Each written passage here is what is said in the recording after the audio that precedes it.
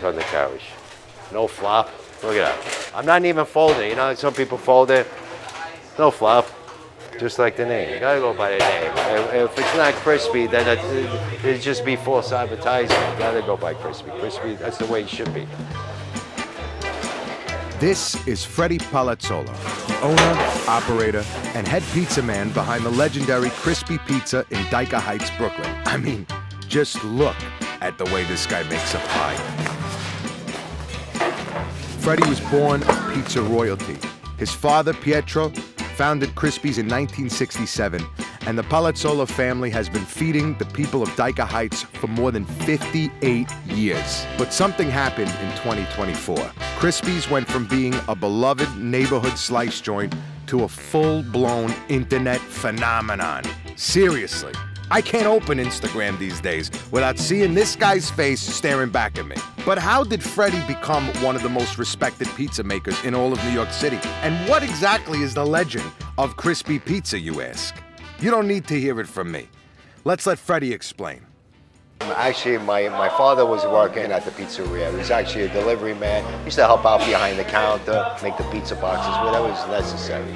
So he worked for his boss for a few years, and he had the opportunity of purchasing the pizzeria. His boss wanted to get out of the business.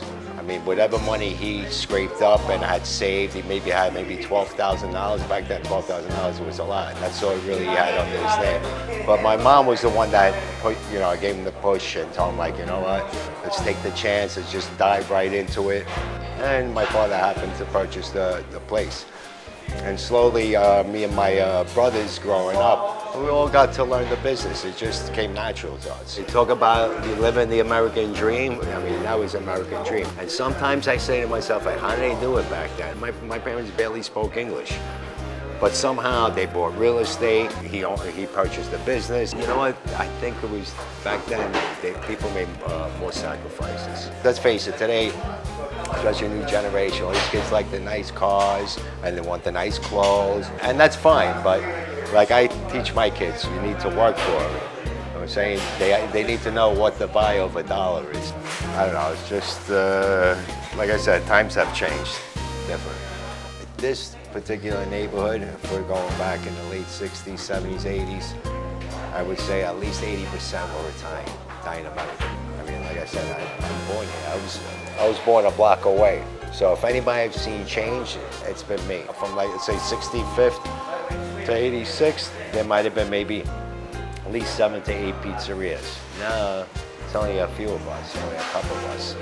I see it as we're doing something good. But it has changed. The old-time pizzerias, slowly, I feel like they're starting to die out. You know? How you doing? What's going on? Customer. So right here, we're on the corner of 72nd Street and 13th Avenue. I actually was born and raised on this block. This used to be Ferraro's furniture store. We live right above it. There used to be a bakery right across the street. We would smell the bread early in the morning. Morales Bakery. It's actually a family-owned business. And we just wake up just from the aroma of the fresh bread that was baked every morning. We used to have holidays, let's say Christmas Eve. There'd be like 30 people in a 2-bedroom apartment. Everybody would be happy, everybody having a good time. That was the difference. You know, back then, we had less, but we had more. We were rich in family. When you talk about 40, 50 plus years in business, there's only a few of us left. We're pretty much the last of the Mohegans here. What's up? What are you doing? What's up, Fred? There you go. She driving you nuts? What do you do? We were in this location, 1969. We used to have a big window here. So this used to be the ideal spot because, if you had the bus stop right here. So if you were waiting for the bus, a lot of, those old places, we used to have the pickup window. And people, if you wanted a quick slice, you just hang out, you have a slice, wait for the bus. So that was a great feature to have back then. And then my father had the opportunity to buy this building, and we moved to this location in 1979. Now, like I said, a lot has changed, but I could tell you pretty much what each store was and what type of business was it. Where it says the Optum Radiology out there, that used to be Romano's restaurant. That used to be a pastry shop. That was a mechanic shop in the corner where Walgreens are. There used to be three brothers. That was a family business. Sometimes it does get sad because it was different back then. You walked out, it was a coffee shop across the street, people hang out, wave, this one knew that one, that was who do you call son? Everybody knew each other, it was a different times. And now it's just, people are just going out through their, normal everyday routine. But it's just, we lost something, Would you be willing to make us a pie? Come on. You hear this guy? Once in off, I'm gonna make him a pie. Come on.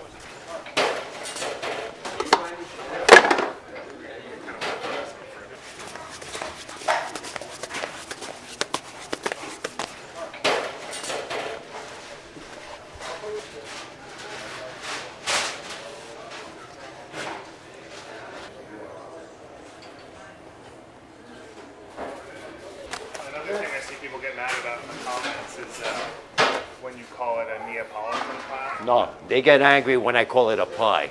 A pie. But that's a New York thing. A customer coming in, they want to order pizza. Give me a large pizza pie. For sure, we just say pie.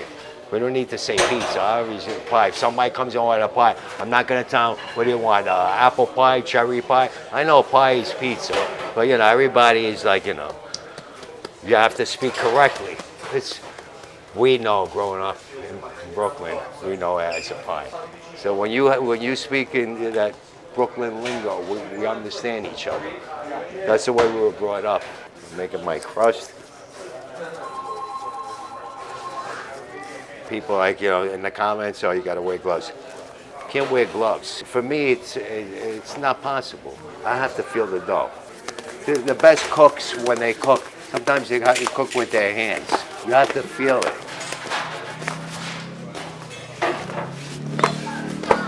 And believe me, if you're thinking if it ever has fallen on the floor, it has.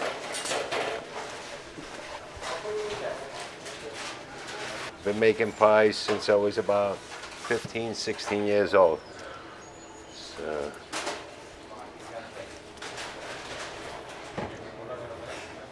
At this point, it's just muscle memory. Sometimes I'm making a pie, the hands are moving, and I don't even know I'm doing it. It's just like, especially when you're doing it for so long, it's a repetitive movement, But I love doing it. You want to have the right amount of mozzarella, right amount of tomato sauce. You don't want one ingredient overpowering the other. You want to have a perfect balance. For me, that's what makes the perfect classic New York slice.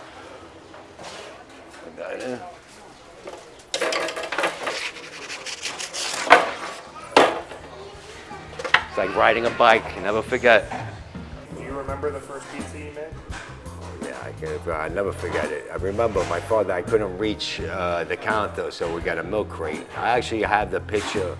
I wish I had it here. I have it home. Me on a milk crate making a pizza. I was so happy. And just by watching my father make pizzas and watching them closely and seeing how the technique and everything, kind of learned on my own, and I learned pretty quick. I always say you have to put love in whatever you do. When I cook, whether if I'm making a dish or if I'm making pizzas, I put love. I put everything into that pizza. I've been doing it since I was a kid, and when you love what you do, you feel like you never worked a day in your life. That's gonna be yours. Nice bottom, nice crisp. Give it another 30 seconds. And you guys will be eating the perfect New York classic slice.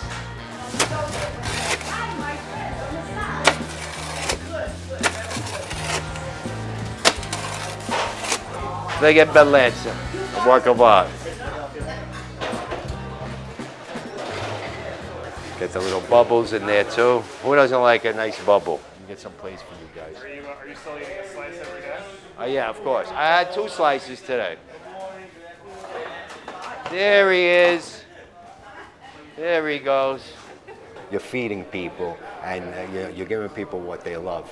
This type of business, you have to be consistent. And if you're consistent, people will return. You want people to leave with a smile on their face. face. You know what? I'll see them again. They'll be back. We have customers, they've been coming to us since day one, since my father opened up in 1969. We feel like these people, they're like our family. We know their whole story. They're having kids, then they're having their kids having kids and grandkids. It's great. It's a beautiful feeling. You want to put it over there? You want to be? If you don't want to be seen, you can leave the sunglasses on just in case you don't want them to recognize you. They're doing a reality show. We're doing. Listen, what I want them to know is the whole United States, Krispy the best. She's not just saying that. She means it. She's here all the time. Fatter and fatter, who cares? So, who cares? What are you talking about, fat? This is fat free. Yeah, I don't care what it is. We don't charge you for the fat. We give it to you for free. You know what we say in Italian? Mangia un brocco body. That means eat. Don't worry about it. How long have you lived in the neighborhood for? 51 years. I'm originally from downtown Brooklyn. Doesn't matter. Here is where I am. Here is where I'll stay. Not because I love it only, but because I'm there. Krispy. What do you order here? What do I order? Tell me what I don't order. That would be easier for me to answer your question. Yeah, really, easier. But I really mean it, no matter what. I really mean it. I can't stay away. It's like drugs. What makes the perfect pizza in your opinion? What makes a perfect pizza? The way they make it. Yeah. What do I know? What do I care? They make it. And that's why I'm here. Come to Krispy Pizza. You'll never stop. Never. I'm telling you, you won't. I never forced any of my children, like, you need to get in the family business. Just find something that interests you and then just do it the best you can. And Joe's like me. It's pretty much the same story. I'm a high school dropout, so I really, as far as education, I have 3 years of high school. But I'm gonna go to college, I'm gonna waste my father's money. I said, Dad, I saved you money, don't worry about it. I said, I'm gonna be in the pizza business, so don't worry about it. You'll be saving money on college. And he basically did the same thing. And I wasn't happy about it, but I told my wife, I said, listen, we can have talk with him until we're blue in the face. He wants to get in the family business, as long as he's doing something. He knew he's not gonna stay home and play Xbox all day. That wasn't gonna happen, so that's why I think we kind of get along, because we're alike in many ways. I'm Joe, Joseph Palazzolo. Freddie's my father, obviously. Been working here since I was, a little kid. I knew basically from a, young age that this is what I want to do in my future. My dad was like, listen, after school you come to work. It was like a regular thing for me, So basically all I knew was the business. So it was really like getting into high school was where I was sort of slacking off. It's like the teachers thought I was dumb, but I always had a bigger plan because I knew I was gonna, follow my dad's footsteps and, run the pizzeria one day. Krispy page now is my dad's personal account. One day I just told him, I was like, listen, dude, I was like, let me take over the page. Obviously he's old school, I'm new generation. If I don't do it, nobody's gonna do it. So I was like, give me your account, let me start posting. I'll post specials, I'll post pizza we make every day. Just as a goof, obviously, I just posted a video of my dad one day, and I was like, let's just post this up. It was a video of him making a pie, posted on TikTok, and it just went viral. It went like 3, 4, 5 million views, Well, I was really stubborn at first with the whole social media thing, because that's all new to me. I ordered 2 mics off of Amazon. And before you know, we're making videos that were just by the first video. So it's like, yeah, look how many views we have over there. I'm looking, what the heck? We started getting traction and it just blew up. It's like overnight. People love him, they love us as, characters. We're just genuine guys, we're just making pizza. We're not trying too hard, And we started, we had 50,000 followers. Now we're pushing towards 700,000 followers. And not even a year, so. I don't know, you tell me, what do you think? That's amazing, right? We have people come from all over, not only from different states. We have people come from different countries. We're like internationally known now, so it's great. People come on, watch your videos. I could relate with you guys. I'm also in the family business. This is what we go through. I go through the same things with my siblings, It just makes me feel like I have that kind of impact. They look up to me like, oh, you inspire me. How do I inspire you? I'm just a regular guy. Yeah, but that's what it is. You're genuine. You come into work This is just a regular guy, gets up in the morning. My profession is pizzeria restaurant business. This is what I do. And my fiance tells me, you wake up every day, you got a smile on your face. You wake up, you're happy, like I don't understand. Because I'm just happy every day I wake up. I love what I do, love coming to work, I love making pizza. I love carrying on the legacy, the traditions. I love following in my father's footsteps. I learned so much from him growing up. I always wanted to be like him, obviously, My dad had passed away a little over 20 years ago. And so sometimes that's what I miss.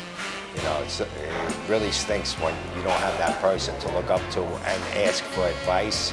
Until I'm around, hopefully 100 years, I want my kids to come to me anytime they need advice or something. Try to give them the best advice I can. At the end of the day, you only have family.